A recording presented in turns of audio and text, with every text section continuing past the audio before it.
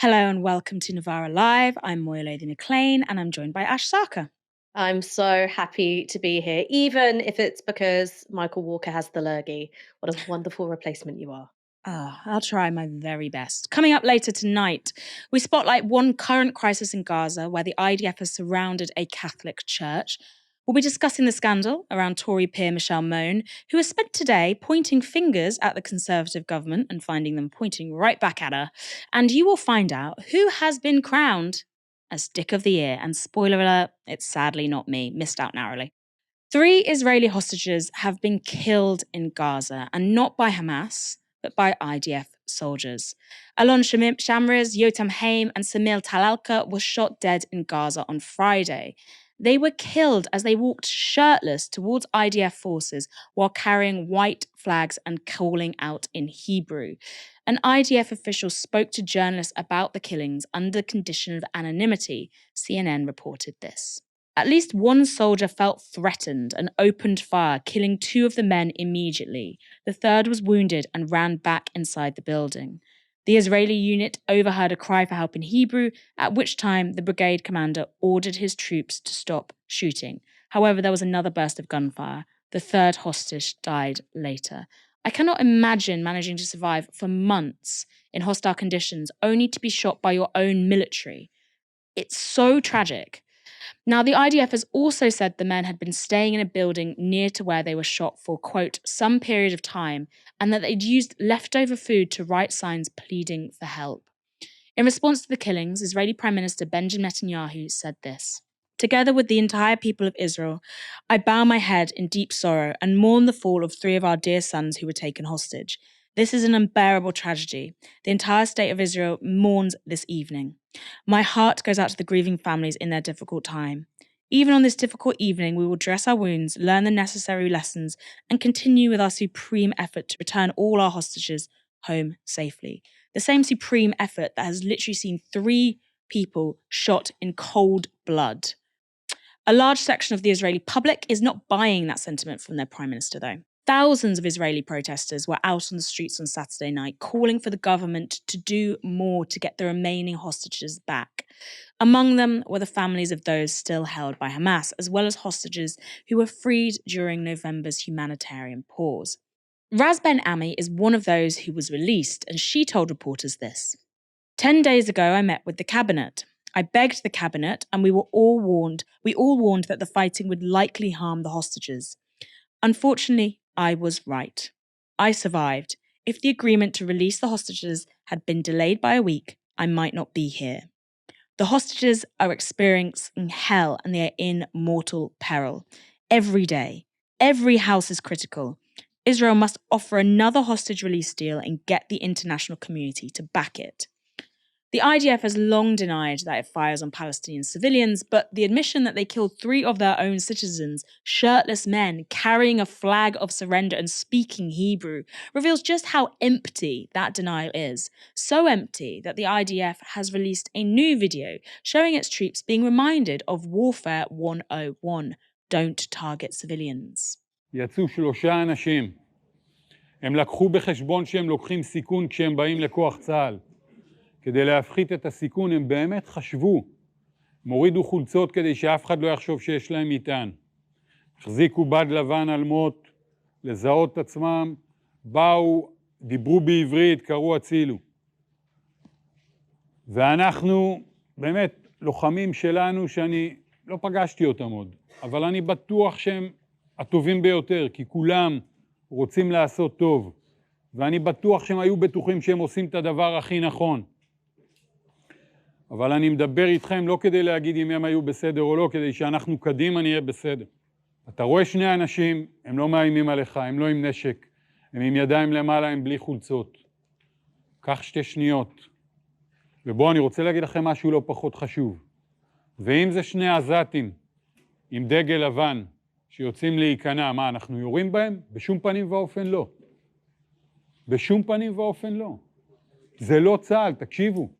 Killing civilians is not the IDF, says one commander.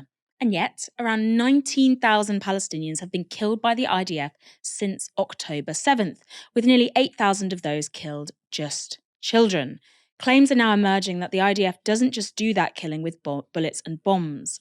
This is what's left of parts of the Kamal Adwan hospital in Bethlehem, northern Gaza. It's been under Israeli siege for days, but according to witnesses on Saturday, the IDF stormed the grounds. They used bulldozers to tear down the tents housing displaced people and crushed those inside. One witness told Al Jazeera this: "People were buried alive using bulldozers. Who could do that? All those who committed this crime should be brought to justice and taken to the International Criminal Court." Ash, this isn't the first time that bulldozers have been used to kill people in occupied Palestinian territories. But in 2003, when the American Rachel Corrie was crushed by an Israeli bulldozer, there was an international outcry. Here, we're getting a different reaction. Why? Well, I think there's a couple of reasons why the reaction is somewhat different amongst the international community. One, Rachel Corrie, of course, was a Westerner. And two, this is happening within the context of Israel's war on Gaza following the October 7th attacks. So it's operating within a context where many of the most powerful nations on earth effectively said to Israel, you've got a carte blanche to do absolutely whatever you want. You have an inalienable right to self-defense. That right to self-defense includes acts which breach international law and the rules of war, like collective punishment of civilians. And Israel has happily taken up America and many European countries, including our own, up on that offer of operating with total impunity.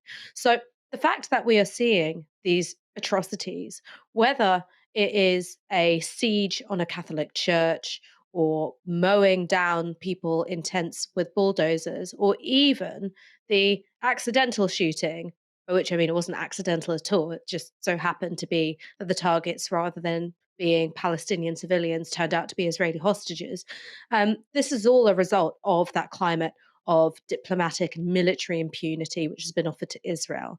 I think there's also one last thing that I'd like to add about the Rachel Corrie case. So, of course, there was international outcry, but I think this also shows you how early on you can sort of see this pattern of quite grotesque crowing and celebration of the loss of innocent life by elements within Israeli society and in particular the army, which is in order to mock Rachel Corrie, who was killed by a bulldozer, whose dying words were that her back was broken, that she was effectively paralyzed before she died, was to celebrate a Rachel Corrie Pancake Day. And these were images posted on Facebook by members of the IDF. And so I think that tells you a little something about the kind of culture which operates within the IDF. So now, when there's an attempt to do PR damage control and saying we're the IDF, we would never shoot at anyone waving a white flag, regardless of whether they were Gazan or Israeli, it's totally for the birds. I mean, this is the leopards eating faces party declaring loudly in an appalled voice, what? We would never, ever eat anyone's face after we've just eaten three faces who happen to be Israelis rather than Palestinians. The most moral army in the world, isn't it? As the civilian death toll rises in Gaza, though, it's becoming harder to argue that Israel is following international law. Rishi Sunak has now told journalists this. Israel obviously has a right to defend itself against what was an appalling terrorist attack perpetrated by Hamas. But it must do that in accordance with humanitarian law. It's clear that too many civilian lives have been lost, and nobody wants to see this conflict go on a day longer than it has to. And that's why we've been consistent, and I made this point in Parliament last week, in calling for a sustainable ceasefire whereby hostages are released, rockets stop being fired into Israel by Hamas, and we continue to get more aid in. Let me be absolutely unequivocal. For those of us who might have short memories, such as British Prime Minister Rishi Sunak, he hasn't been consistent in calling for a ceasefire at all. Multiple examples, but here's one. In late October, Rishi Sunak sacked Parliamentary Private Secretary Paul Bristow after he wrote a letter to Sunak demanding a ceasefire. However, we will say it is significant that Sunak now recognises that too many civilian lives have been lost. But those comments from the Prime Minister come in response to an article in The Telegraph from former Defence Secretary Ben Wallace, which reads this. Netanyahu's tactics are weakening Israel. Hamas's jihadist ideology must be defeated, but Israel's methods will only boost that hate-filled creed. Wonder who picked that subhead. In the article, Wallace writes this. Hamas is not interested in a two-state solution. No, it is interested in a religious war with Jews using Palestinians as cannon fodder. So I absolutely defend Israel's right to defend itself. But I also strongly believe in our obligations under the Geneva Conventions and expect all signatories to uphold them. Going after Hamas is legitimate. Obliterating vast swathes of Gaza is not. Using proportionate force is legal, but collective punishment and forced movement of civilians is not. We are entering a dangerous period now where Israel's original legal authority of self-defense is being undermined by its own actions. It is making the mistake of losing its moral authority alongside its legal one. I am sure the shame that Benjamin Netanyahu feels for not foreseeing the October 7th attacks is deep, especially for someone who presented himself as a security hawk and a tough guy. But perhaps that shame is driving him to lose sight of the long term. He goes on, Netanyahu's mistake was to miss the attack in the first place, but if he thinks a killing rage will rectify matters, then he is very wrong. His methods will not solve this problem. In fact, I believe his tactics will fuel the conflict for another 50 years. His actions are radicalising Muslim youth across the globe. When all this is over and the IDF withdraws from what is left of Gaza, there will still be Hamas. All the action will have achieved is the extinction, not of the extremists, but the voice of the moderate Palestinians who do want a two-state solution. Interesting idea to think that it's only radicalising Muslim youth across the world. I think many people have seen this as an absolutely radicalising moment in which Western governments have bottled it on every level and they are disengaged from those parliamentary politics and taking to the streets. Also interestingly, Wallace takes a more hawkish stance than Sunak on the subject of a ceasefire, qualifying his argument with this. Before anyone says I'm calling for a ceasefire with Hamas, I am not. You can't have a ceasefire with Hamas unless they are prepared to declare one. Even then, they would have to pledge to modify their charter to do so. What I'm saying is Israel needs to stop this crude and indiscriminate method of attack, and it needs to combat Hamas differently. Wonder what he means by that. I think there was some suggestion of small urban raids. Ash, Ben Wallace was an extremely popular defence secretary. Is his intervention, now he's a former defence secretary, still significant? I think that it is quite significant. Ben Wallace, of course, was tipped as a potential Tory leader. He's now said that he's not going to contest his seat again. And I think that he sees himself as something of an opinion former for right wingers who operate in that kind of foreign policy space. And so I think you've got to do a little bit of reading between the lines, because Ben Wallace was one of the individuals who was really in favour of a reorientation of Britain's defence and foreign policy away from the Middle East and towards Eastern Europe. So for him, it's all about Russia, and it's secondarily, but still fairly important, also about China. And so the idea that when you've got the war in Ukraine going on, you've got this sense of Western security apparatus having to turn away from its absolutely disastrous, adventurous wars in Iraq and Afghanistan, that now, because of the scale of devastation in Gaza and Netanyahu's insistence on carrying out the most bloody bombing and shelling campaign in modern times, that you are automatically going to have to turn your attention and split your resources back towards the Middle East. So when he's talking about radicalizing Muslim youth, he's not talking about what you or I might talk about, which is political awareness. He's going, okay, what this is going to do is make extremist ideology more prevalent and make terrorist attacks more likely. And whilst sure, it's true that the Palestinian cause has been quite opportunistically wielded by people who are very fundamentalist interpreters of Islam, I think that it's kind of harking back to a war on terror way of understanding Muslims in the diaspora, which is because we feel things strongly about what happens to Muslims in other countries, that we're basically fifth columnists and it's going to lead to unrest or even violence in the West. But that is obviously a very right wing paradigm for thinking about this issue. So, reading between the lines, while yes, this is a rebuke to Benjamin Netanyahu, I think that the real reason he's making this intervention is to say the problem with Benjamin Netanyahu is that he's so unrestrained in the way in which he administers violence to the Palestinians. It's going to force Britain and America to have its head stuck in the Middle East, potentially dealing with an escalation into regional conflict when it should be focusing on Eastern Europe. Now, Ben Wallace isn't the only Tory encouraging the government to apply pressure to Israel to stop its genocide.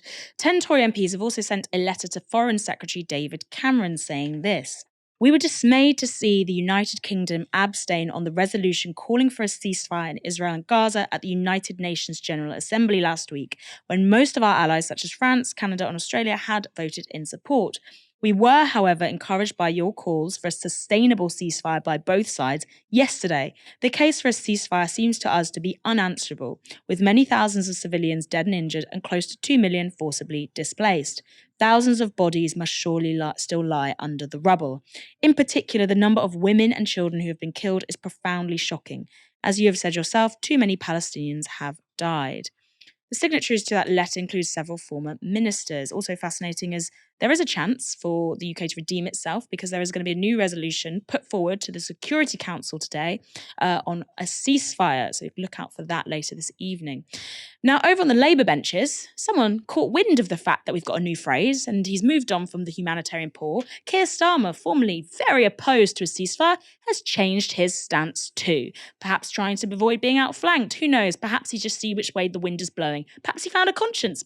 Well, the Labour leader told reporters this: "I think everybody looking into the hostilities in Gaza is shocked and concerned about the level of deaths that we're seeing there, the number of people killed. Obviously, we've still got hostages being held. We've got thousands of Palestinian civilians being killed. We need to get to a sustainable ceasefire as quickly as possible. And I think the route to that is to get back to where we were just 2 weeks ago, where hostilities cease. There's an opening that allows the remaining hostages to be freed, which they must be straight away, allows humanitarian aid to get in, desperately needed, but also is a foot in the door to a process, it'll have to be a political process, to a two-state solution, which in the end is the only way that this is going to be resolved."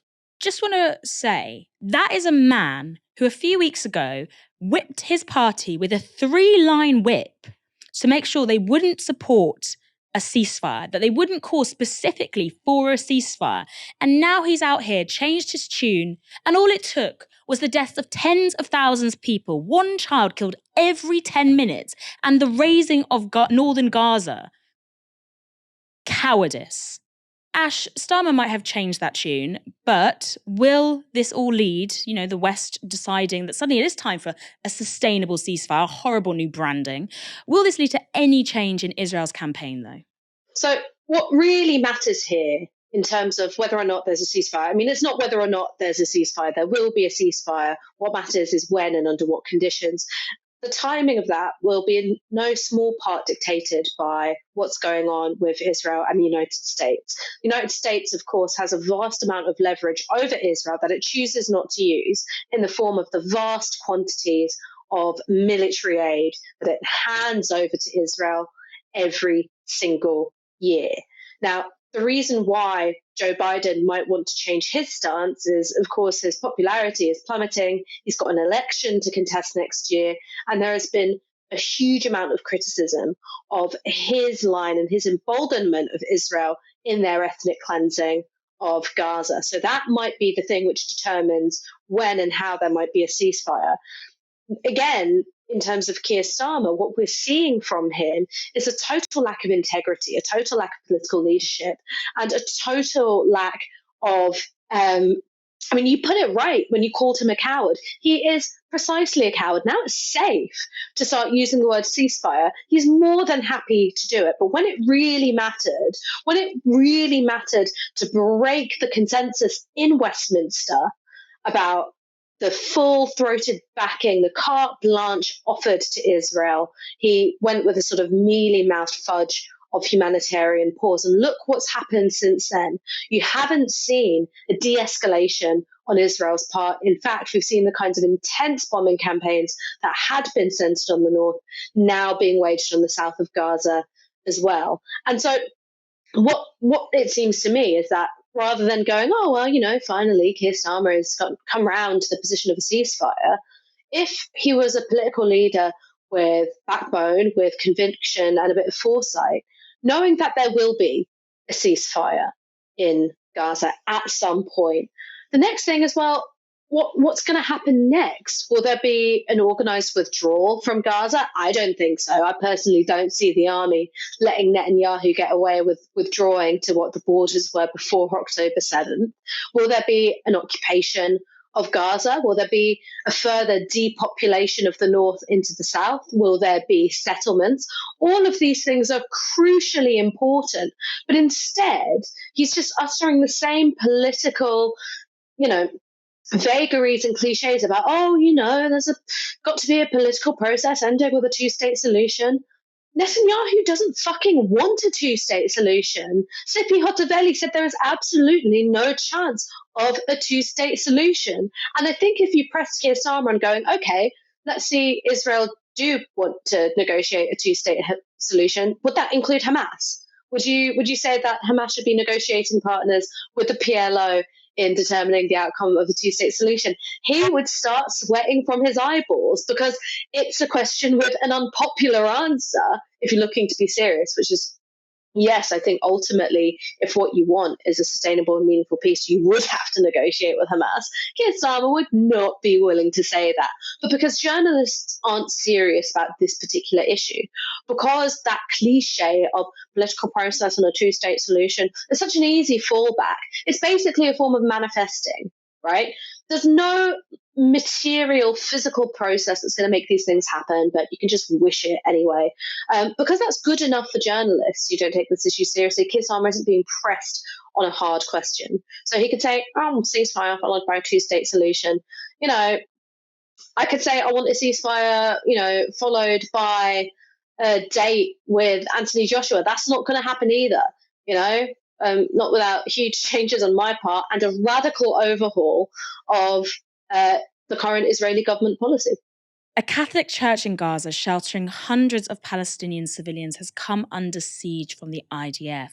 Amongst those inside are family members of British Lib Dem MP Layla Moran. This is how she described the situation to the BBC over the weekend. Well, it's been deteriorating all week. I haven't had an update overnight, and we are now at the point where there is that blackout and the generators have gone. So I'm not sure we're going to get anything, which is terrifying, of course. So it's been getting from bad to worse for a while. We lost a family member who desperately needed a hospital just a few weeks ago and wasn't able to get out. But the escalation really began on Tuesday. There was shooting. They reported seeing white phosphorus. They were obviously terrified. They all went back into sort of the Sunday school rooms in the complex in the Latin church where they are.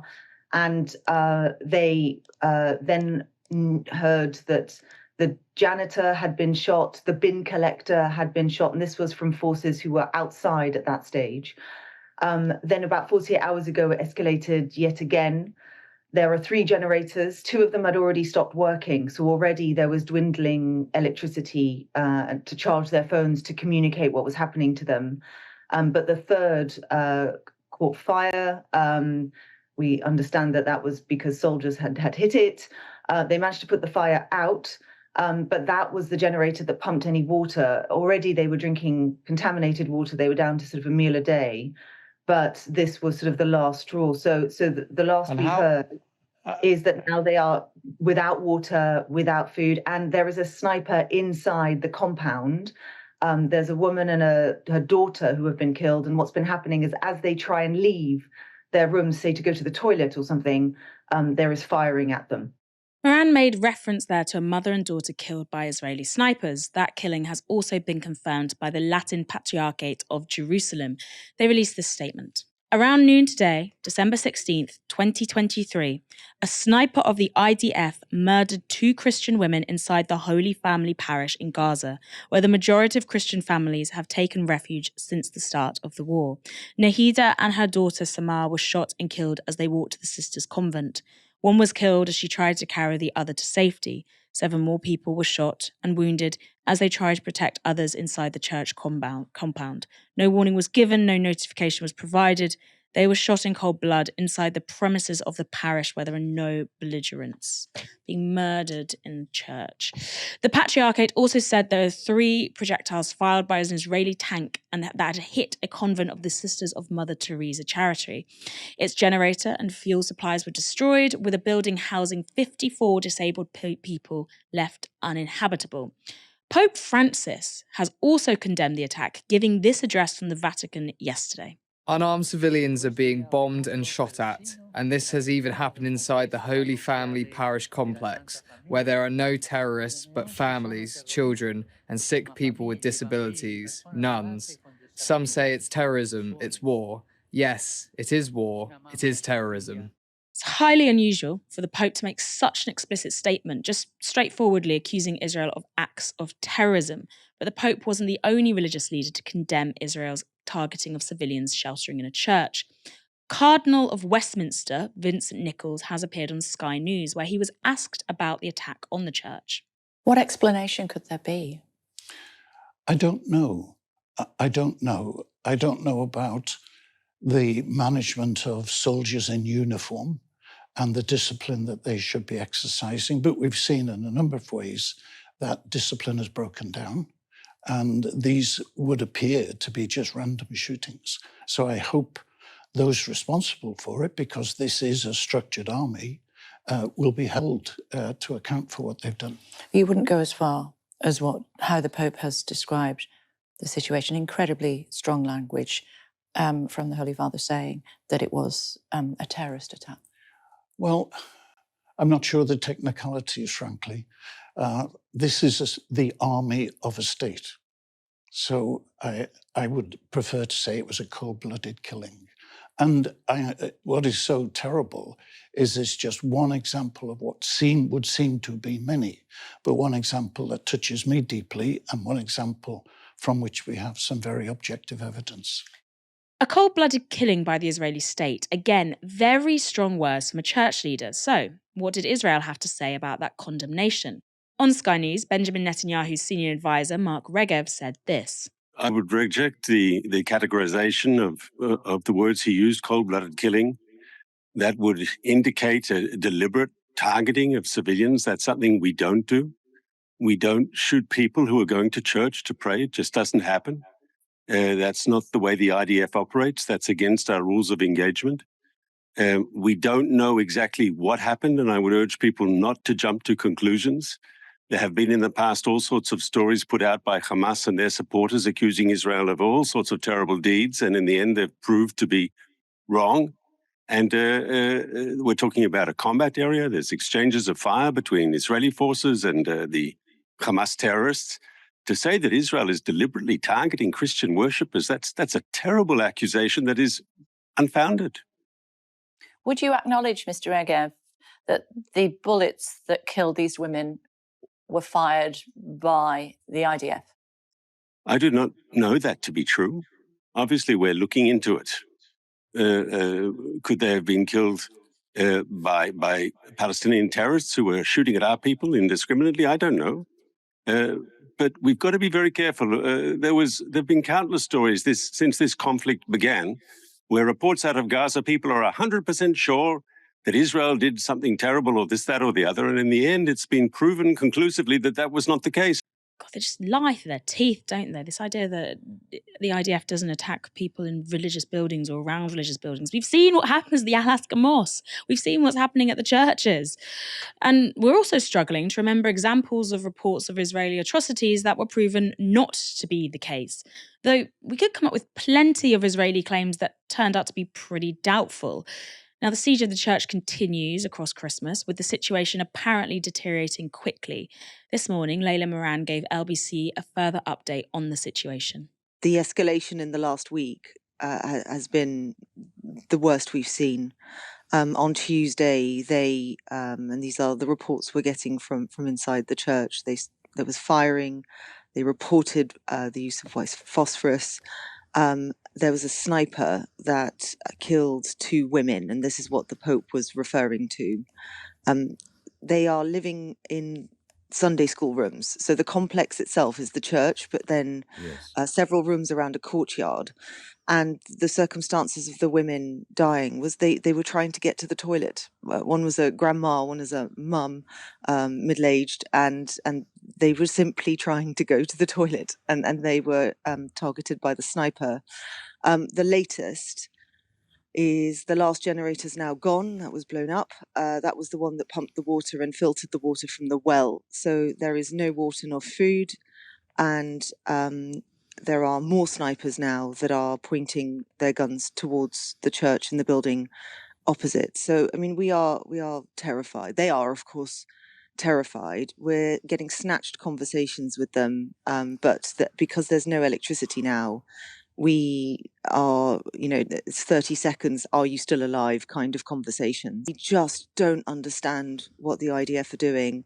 Yesterday, they called the father and said, we're going to give you 2 hours where we're not going to shoot at you, which allowed them to be able to go from room to room and check who's got water. They're down to almost nothing.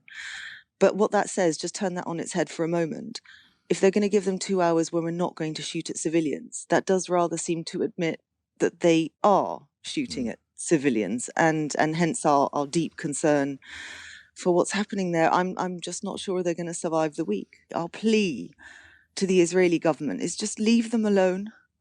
They haven't hurt anybody. They have nothing to do with Hamas, nothing at all. And we just do not understand what the Israeli Defense Forces are trying to do here. After that interview with Moran, Nick Ferrari talked to Israeli spokesperson Eylon Levy. Mr. Levy, noting you have every right, Israel has every right to defend itself in the face of the October 7th massacre.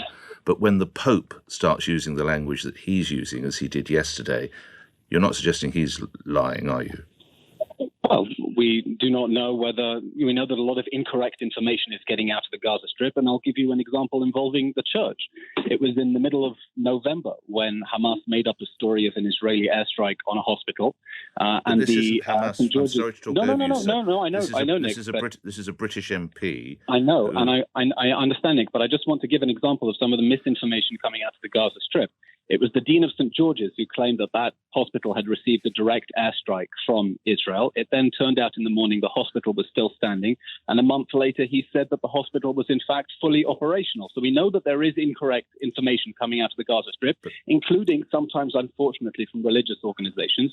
And we take very seriously our obligation to protect sensitive sites. And, of course, to target the Hamas monsters who perpetrated the October 7 massacre. But what is the point made by the British MP that there's this sort of 2-hour stay of hostilities or 2-hour cessation? Why would the IDF say that if it wasn't possible for the other 22 hours of every day? Well, we are talking about intense combat zones. Israel is going door to door and fighting Hamas terrorists who have embedded themselves inside civilian areas. Why a church where we are told everyone there is a member of the congregation, so we are told. It is not being used by Hamas operatives, and for 22 hours a day, people are under threat of being shot. How would you justify that? Civilians are not under threat of being shot. We have been urging civilians since the start of this war to relocate to the humanitarian zone, which is an area where Hamas has not embedded itself under schools, homes, and hospitals. We don't want to see people being hurt, and that's why we want them to get out of areas where Hamas is operating. Levy is referring there to the Al-Ali hospital, where an explosion in October, not November, killed between 100 and 300 people. That's according to US intelligence officials. Some organizations have said a misfired Palestinian missile was to blame, while others say the evidence points to an Israeli airstrike. But neither Israel nor Hamas have yet made all the evidence available to investigators. The IDF has denied any involvement in killings at the church. This is what Cardinal of Westminster, Vincent Nichols, thought of that claim, though. The Israeli Defense Force says it didn't happen, wasn't there? Well, I think that's hard to believe, frankly, because the people in Gaza and the Cardinal Archbishop of Jerusalem, they're not given to tell lies. So you don't believe the Israeli Defense Force? No, I don't. It's just the same playbook, isn't it? A church, a school, a hospital. Ash, the IDF keeps seeing Hamas everywhere. At what point is the world going to wake up and say, well, perhaps it's not that Hamas is everywhere, it's that the IDF want to raise Gaza to the ground and it's take with it its infrastructure? I think one of the things I would maybe critique in what you're saying is that you assume that people don't already know that. All right. The British government, the American government are already well aware that the IDF is not operating a proportionate or discriminate military operation. It is plain to see that you've got attacks on civilian infrastructure. That's, of course, what the IDF said from the very beginning. They're going for damage and not precision. They've said outright that because tunnels may be under any civilian building, that would automatically make those buildings combat zones, regardless of whether or not you find tunnels actually going under those buildings, regardless of whether or not you actually find evidence of those buildings being used as command and control centers. This is something which has been perfectly obvious since October, that the IDF are saying Hamas is everywhere, because that gives them the flimsiest of excuses to carry out an operation of wide-scale terrorism, intimidation, violence, annihilation across swathes of the Gazan population. Right? It's always been a pretext. It's about punishing Gaza for what Hamas and for what the PIJ did on October 7th. That's always what it's been about. And then, carry out a program of ethnic cleansing, which ultimately benefits the expansionist aims of the Israeli state. So I don't think it's a case of the world waking up. Britain and America know what it is they co-signed. They just think that it's worthwhile because they consider Israel an ally, and while the rest of them, they're only Palestinians, aren't they? Do you think it's interesting that Catholic leaders are getting involved? It's really understandable that Catholic leaders are getting involved. I mean, this is the thing. The Vatican takes it very seriously when one of its churches and its congregation is under attack. That's the job of the Vatican, to show that leadership for the entire Catholic community. I think one of the reasons why this has become such a big story is because you've got this element of the Pope speaking up, who's regarded as a widely apolitical figure. And here in the UK, you've got the relatives of a sitting British MP, a relatively senior one, caught up in this horrible siege on a church compound. And I think there's a third element as well, which is when you can smear the civilian victims of Israel's bombardment and invasion of the Gaza Strip as jihadists or potential jihadists because they're Muslim, it's one thing. But when they're Catholic, which for people who are looking at the world through a racist lens will go, oh, it means you've got something more, in common with us in the West because you're Christian, because you're part of, what gets lumped together as a Judeo-Christian heritage. They're seen as more worthy victims. Now, what's happening is awful. It is awful. It should be investigated as a war crime. I also think it's the case that were this happening to a mosque, some of the international response would be a lot more muted in Western countries. Michelle Mone is a Tory baroness. She was appointed to the House of Lords by former Prime Minister David Cameron in 2015. Mone founded the Ultimo lingerie brand, but her more recent business exploits have been a source of ongoing scandal. In 2022, the National Crime Agency raided her Isle of Wight home as part of an investigation into Mone's links to a firm called PPE Med Pro. So, what events led to this criminal investigation? Well, the firm had been awarded some £200 million by the government to supply PPE in 2020 at the height of the COVID-19 pandemic. Those contracts included the provision of surgical gowns and face masks. Through her lawyers, Michelle Mone repeatedly denied any connection to PPE MedPro. But in 2021, it was revealed she had personally recommended PPE MedPro to government ministers. Those ministers included Michael Gove. There was a further revelation in 2022. Mone had recommended the company to ministers 5 days before it even existed because Michelle Mone is blessed with prophecy powers. Incredible. And The Guardian also uncovered a further twist to the tale last year. A trust, of which Mone and her children were the sole beneficiaries, received £29 million from PPE Med Pro's profits.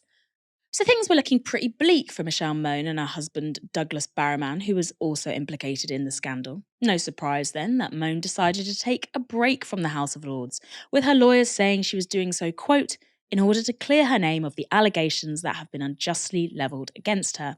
Just a reminder, one of those unjust allegations was that she was in any way connected to PPE MedPro. Mone and her husband have now launched their comeback tour, and they kicked it off with an interview on the BBC's Koonsberg on Sunday.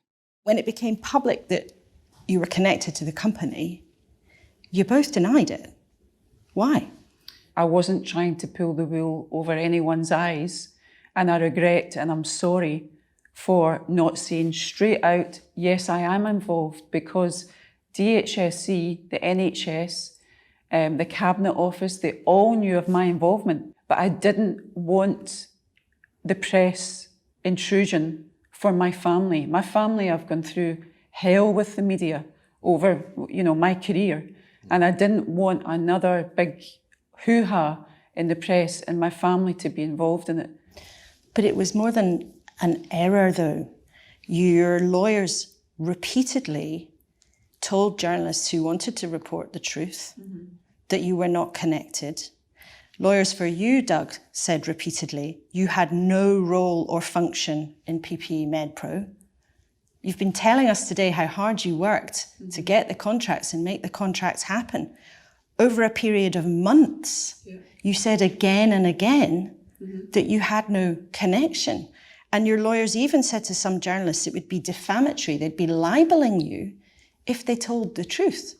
This just wasn't a slip-up. Yeah. You didn't tell the truth for I months on think if end. we were to say of anything that we have done, we've done a lot of good, but if we were to say anything that we have done, that we are sorry for, and we should have told the press straight up, straight away, nothing to hide. Everyone knew of an involvement, and we should have said to them of our involvement. And we were just trying to not have all the front covers of the pages again for my family, and I was just protecting my family. And again, I'm sorry for that, but I wasn't trying to pull the wool over anyone's eyes. Well, you certainly didn't get those front covers, did you, Michelle? And maybe I'm wrong about this, but it seems to me if you're lying to the press, you are trying to pull the wool over the entire eyes of the entire public, or, the Ultimo underwear even. Now, what about those claims that Mone personally benefited from PPE MedPro profits? She still maintains that she hasn't, technically. You've said repeatedly you didn't financially benefit from this deal, except it's just a matter of time of when you benefit. The trust is in your and your children's name. That is a financial benefit. Not right now. Well, this is exactly what I'm trying to clarify. Yeah. Well, let's clarify. The trust is settled in my name. It's my income. It's taxed on my tax return, and I choose to put it in trust for the benefit of not just Michelle's kids, but my own kids as well. Ultimately, one day, because I'm not going to be on the planet forever, someone's going to benefit from a lifetime in business and experience. Ultimately, if I'm married to Michelle, and ultimately I'm going to generate profits, then ultimately Michelle, in some shape or form, is going to indirectly benefit. And actually, if I die one day in the future, she's going to directly benefit. As you've just said, Doug, your family is benefiting. You will benefit. As a family, you are benefiting from those tens of millions of pounds, whether it's today or in 10 years or 20 years or 30 years. For most people watching this, you did a deal with the government to provide more than £200 million worth of PPE, and your family has made tens of millions of pounds from that. My family hasn't, Laura, made tens of millions of pounds. God forbid if my husband decides to divorce me after the show and takes me out of his letter of wishes. I take my husband out of my will If we, God forbid, get divorced, I don't benefit. It's my husband's money. It's his money. It's not my money, and it's not my children's money. It's not my money, but I just did everything possible within my power to lobby so that the person I'm married to would get the money. And I definitely did it altruistically, just out of love for them. It's also not their money, is it? It's our money. It's the taxpayers' money. And they've got tens of millions of pounds of taxpayers' money sitting in a trust that they're talking about, oh, it's just profits. It's just what happens when you're in business. You just get profits. I go outside and I get some profits. I sell some dodgy PPE that doesn't actually work, that the government's trying to sue me because it doesn't work for, and I get some profits. But don't worry, Michelle Moan's not directly benefiting because it's in a trust. Ugh. Not only do Moan and Barrowman say they've done nothing wrong, they also claim that they're far from the villains.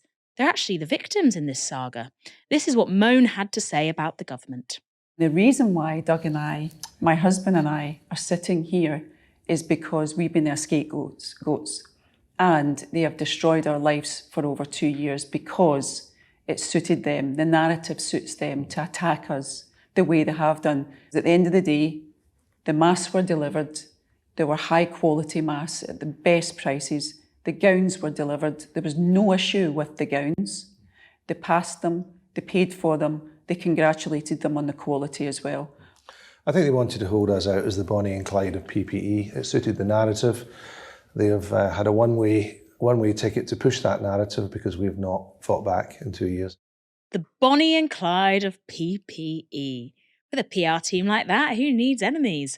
It's worth noting the government is currently suing PPE MedPro for £120 million because they claim that those gowns, those gowns that they said were in perfect condition, were actually unusable.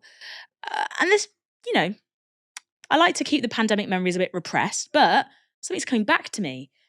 It's about other unusable PPE. Ash, was this the only dodgy COVID contract awarded during the pandemic? Sorry, I'm still stuck on the Bonnie and Clyde of PPE. 23 Bonnie and Clyde. All I need in this life of sin is me and my VIP procurement lane, which doesn't scan as well. Doesn't scan as well. But this does bring me round to the myriad dodgy COVID contracts which were offered through the VIP procurement lane, which was later ruled unlawful in a court. So the VIP procurement lane was basically a way to try and fast track COVID services and fast track the contracts for COVID services. And this could be for anything from, rapid testing to PPE. How this actually worked out is that if you happen to have the WhatsApp number of a minister and you were, a friend of the Conservative Party or a high value donor, you could, with very little oversight, be granted a contract worth millions of pounds of taxpayer money for services which in some cases never actually were carried out. So there's an example of a VIP lane procurement where two Tory party donors, I believe their names were Mustafa Mohammed and Mohammed Amsari, both high value donors to the Conservative Party, personally text Matt Hancock, personally have a conversation with Lord Bethel. They get given contracts worth millions of pounds for rapid testing. Now, for at least one of these contracts, the services were never actually delivered, but they're still reimbursed to the tune of over £35 million by the Department of Health for mobilisation costs. Now, that is not bad for a day of not very much work. You also, I think, quite notoriously had the case of Alex Bourne, who was awarded a contract, again to the tune of millions of pounds. This wasn't directly through the NHS. He was subtracted by Alpha Laboratories, who had a contract with the NHS. This was a hugely lucrative contract. And oh no, it turns out that he's the landlord of Matt Hancock's local pub, the pub which Matt Hancock had a framed picture of in his office. Now, I'm not saying that there's anything wrong with having a fast track process for COVID contracts. I'm not even saying that the overpayment, which was, by the way, to the tune of 80%, so nearly £1 billion being spent in VIP lane contracts, which was an inflated price and a reflection of how fast these contracts were sped through. I'm not even saying that all of these things were in themselves really, really bad. It was a pandemic. There needed to be a quick response. There would probably be some waste and some overpayment. I can make my peace with that. What I can't make my peace with is the fact that this was basically a slush fund. It was a financial opportunity for people who had networked with the Conservative Party sufficiently to be able to send a text and then work out if they were capable of delivering the goods later. In many cases, they didn't. It was a daylight robbery of the taxpayer. And Michelle Mone certainly wasn't alone in profiting from the Treasury when really she shouldn't. Just thinking, what pub would I have in my office on my wall? Let's stay tuned for that reveal. There's been some fallout, why wouldn't there be, from that interview with Michelle Mone. This was Prime Minister Rishi Sunak's reaction to it. This whole situation is subject to an ongoing criminal investigation, but also the government is taking action, legal action against the company involved. So there's a limit to what I can say, other than to say we take all these things incredibly seriously. And that's why, as the government's taking legal action, and because there's a criminal investigation ongoing, I can't comment any further. Do you think it's okay, though, for a former Conservative peer to lie about these things and to admit about lying? I say, what I'd say is the government takes these things incredibly seriously, which is why they're in the pursuing legal action against the company concerned in these matters. Where is Sunak there? On an airfield? You know, Rishi Sunak recently intervened to make sure that his VIP helicopter contract wasn't cancelled. He really does love aviation. Now, Michelle Mone hit back at Sunak with this. What is Rishi Sunak talking about? I was honest with the Cabinet Office, the government and the NHS in my dealings with them. They all knew about my involvement from the very beginning. And later, obviously rattled, Mone added this. Does @Rishi Sunak stand to profit from the Moderna COVID vaccine during the pandemic? I suggest that he might want to take that incredibly seriously before pointing fingers to save his own skin. Well, you do know what they say about people in glass houses. They shouldn't award dodgy COVID contracts to political allies. Allegedly. Since being booted out of the Home Office, Suella Braverman has been having a rum time of it. Her name has become a shorthand for politicians resorting to hateful and often incomprehensible rhetoric. So she was probably quite pleased to be asked to attend a ceremony to christen a small boat in Fareham, the constituency that she represents. My name is Captain John Guy, and I am beyond delighted to welcome our local MP and much missed former Home Secretary Suella Braverman, KC MP. It is testament to Suella's dedication as a local MP that she has taken the time to christen this small boat. With her huge engine, sleek exterior, but strong, firm, and steady tiller, she is just perfect. And that's just Suella. Although it may just be a small boat, it will have a big impact on the local maritime community. Suella was loving that, and she even gave a little speech. John, Fareham Fishing, it's a real honour to be here, to join your fantastic team, to pay tribute to all of you for your confidence in Fareham. Good luck to the Betty Warren. My honour to launch her. Unfortunately, the decking was pulled swiftly from under her feet. Hey! You are also the last leg's Dick of the Year! Congrats. By popular vote. Brilliant, thank you so much. That's fantastic. Thank you. I'm not sure what that is all about. No.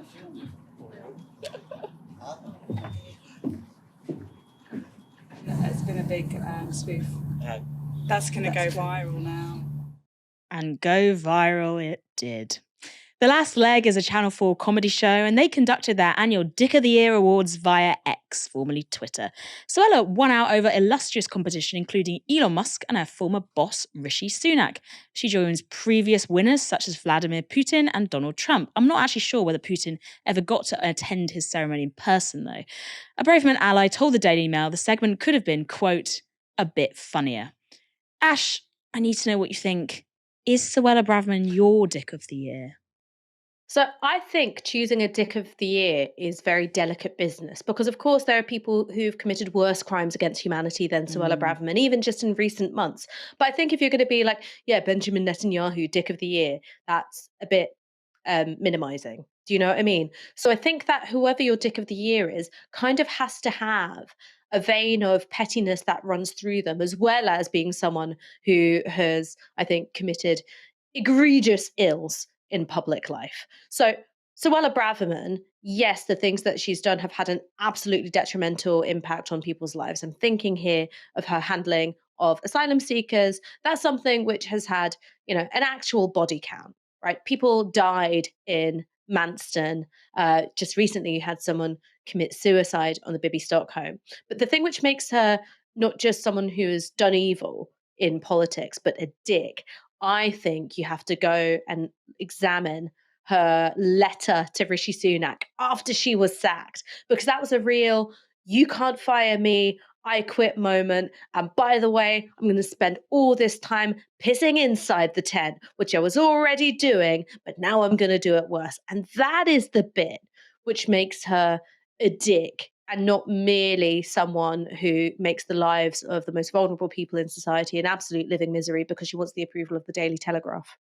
For my money, my Dick of the Year is the think tank director who is always, always, always the contender and never the Tory candidate. Little Easter egg for you there. Thank you, Ash, for joining me tonight.